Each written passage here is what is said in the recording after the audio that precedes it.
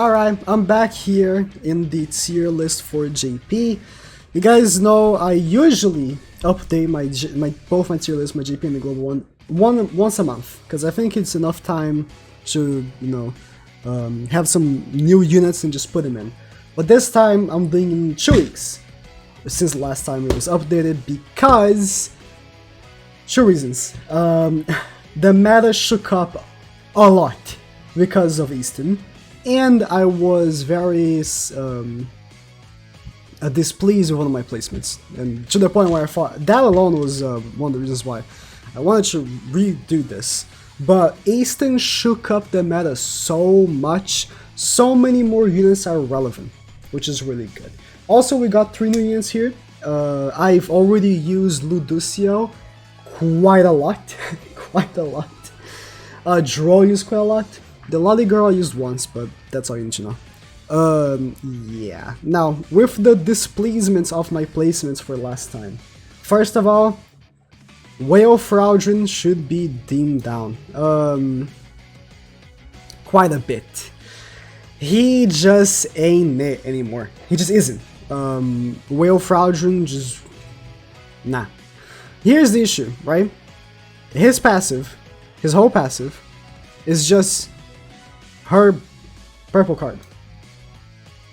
Yeah, like pretty much. And he as a unit, he's really bad. It's just his passive that works. And Easton as a unit, and he has another passive that does, she has another passive that does something else, is so good. Like Easton's so good. Anyways, and I wanted to bump up Red Zelda to SS tier and Shin to SS tier. Now, reason why I'm bumping Shin is because I have Hauser here, and they are equal to, maybe Shin is better at farming, so if I'm gonna have Hauser here, I think I should have Shin here. But a reason for Zelda is because he is actually super good. Now that Easton is a thing, he is a really good counter to her.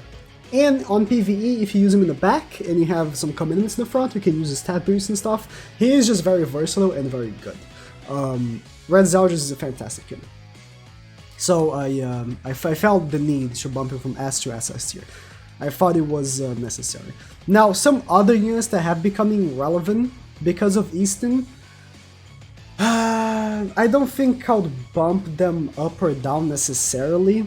I think, if anything, I would like to bump down Red Skinny King for lack of usage, even though Blue DMLE has been seeing more use now because of Easton as well, so I think I'll keep him where he is because of that. But lack of usage, I see almost no Red Skinny Kings. So I saw one today. I played PvP today for, I want to say 4 hours, and I saw once, I think, Red Skinny King. So, lack of usage on PvP. But he's still a good unit, regardless. The team that he counters is only Pen team, so... and there's so many teams now circulating, which is really good. Most of the teams revolve around the units at the top, so... really, I don't really know if I should bump anyone. Trying to think. I'm looking down here. Oh! Almost forgot. Green Dro. I'm feeling almost an SS tier for him, but I'm gonna keep him an S because I have almost no personal experience with him. Now that Easton's a thing as well, he has had more places on the meta too. So I wanted to bump him up as well. I almost forgot about that. I also wanted to bump him up because he just got more places in the meta. See, like, I said this before. Easton has been the best released character in such a long time, just for the sheer amount of impact she had in the game as a whole. Amazing. Now, I want to talk about the new units. Dro. Coinshop Dro, he's, the oldest, I guess. He released 2 weeks ago. I've had lots of usage with him, and he is fantastic. He is a really good combo to Easton, and I would say he's SS tier. I can't really tell much more than just being a really good combo to Easton because he does have other usages, but he's just really good. The attack buff on his passive is really good. The taunt with not being able to be petrified is really good. The Petrify is really good. The whole thing of the resistance is really good. The ult is really, like, he's a really good really good around unit. I haven't been able to use him at full potential because I don't have him fully super awakened. I don't have him with war gear yet. He might be even better than what I'm thinking he is, but I just found this unit to be really, really good. Use him quite a bit. I use him quite a bit. So that's where I'll place him. And if you think Green Joe should also be there, I would respect that. I don't know, I just don't have personal experience with Green Joe too much, because I haven't, you know, super awakened him. Like, super awakening really kind of took a dunk on me, because it's really difficult now to tell what units are better than others because of super awakening. Lots of units, but like, if you don't, you know, play GP and you're just watching to kind of like keep up with stuff, lots of units have different super awakenings. Let me tell, like, let's say a really good super awakening is Blue Zeldris, because he gave him crit chance. A really bad super awakening, Hauser. I just did his super awakening today, and I'm so disappointed. He got like crit chance and like recovery, stuff like that. Like, who cares, you know? Super awakenings give different stuff for each character, and I don't know how good his super awakening is. I know his super awakening is good because, God, he got, oh, my GP is closed. I had to close because I'm rendering a video, but he got to like 90% resistance because of his super awakening, not even counting the 90% he can get from his commandment as well. Like, he's really good. That's why I want you to put him like that. Now, Lolly Girl, I'm putting her on B tier. She's just pathetic. She's just pathetic. Like, I want to put her lower, but I know she deserves like something like that because she's still a healer at the end of the day.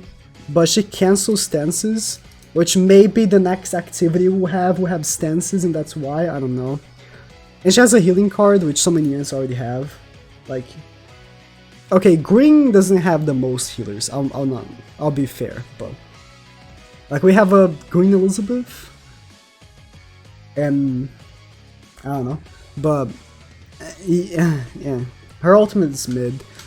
Her passive is just, I don't know, I don't get it. Like, allies heal 1% of max HP for each ultimate move orb they have at the end of allies' turn.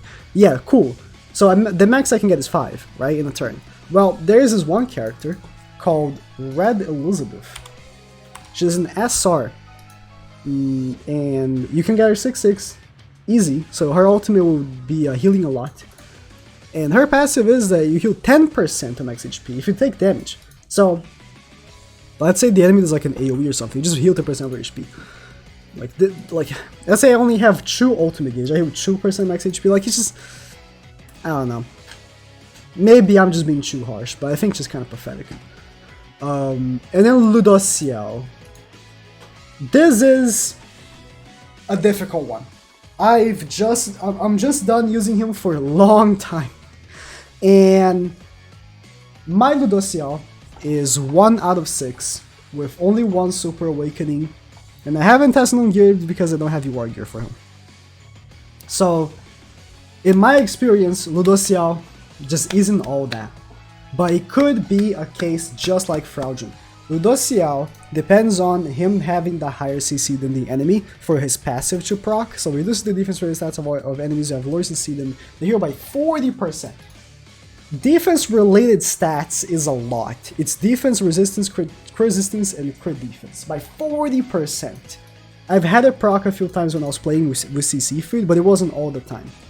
I'm sure that if I had him like 6/6 with full super awakening, full costumes, I have full costumes, but fully like maxed out costumes, and UR gear, he would be crazy.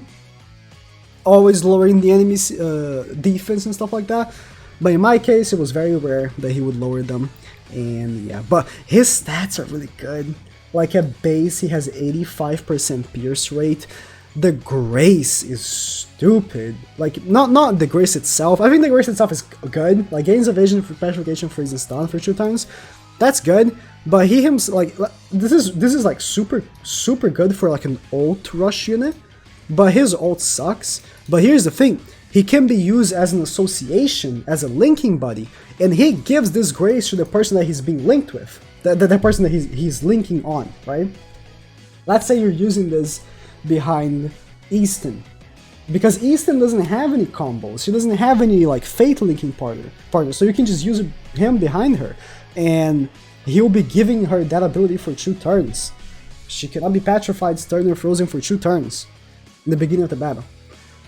That's really good, but for that, for him to be a linking buddy, he needs to be 6 out of 6, so he gives the stats, right? You're not gonna want to give a 1/6 unit, even if the passive, even if the grace, I mean. So, that's tough. That's tough, because I don't like evaluating units only if they are 6/6, you know, especially because it just came out, I can't even try him like that. But I'm sure if he's like super well dialed costume and stuff, like he's gonna be crazy. And this card does so much damage. Like this card is really good. This card is trash, but this card is really good. The single target. So for now, I know I've been giving you a lot of compliments. I'll be giving him the S tier for now, okay? I think is a very similar case to $sign Dreyfus or Fraudrin, where I will be revisiting him once I wail on him. One day, I super awaken for Ludocio and 6/6 him and stuff like that. He'll be featured on some banners here and there. Like here's the thing, he's not a special character. He's not a festival character or anything, so let's say Zelda, right? He released a few months ago, and he was featured in a few banners. I just pulled him millions of times. It will be the same thing with Ludocio. So I'll pull him a few times, I'll 4/6, I'll 6/6 him, I'll super awaken him, maybe you argue him, I don't know, and then I'll be really able to tell and rank him as the whale form. Because without me being able to have like hands-on experience with his whale form, I don't know if I can rank that, you know? So that's it, that's the quick update I wanted to do, which wasn't so quick, but it's quick for the tier list videos. Overall, the current banner that we got is good skip for free-to-play players, because like I said, Ludocio without being super maxed, he's not like insane. But he's gonna be good regardless once he is, so yeah, that's it. Thank you guys for watching.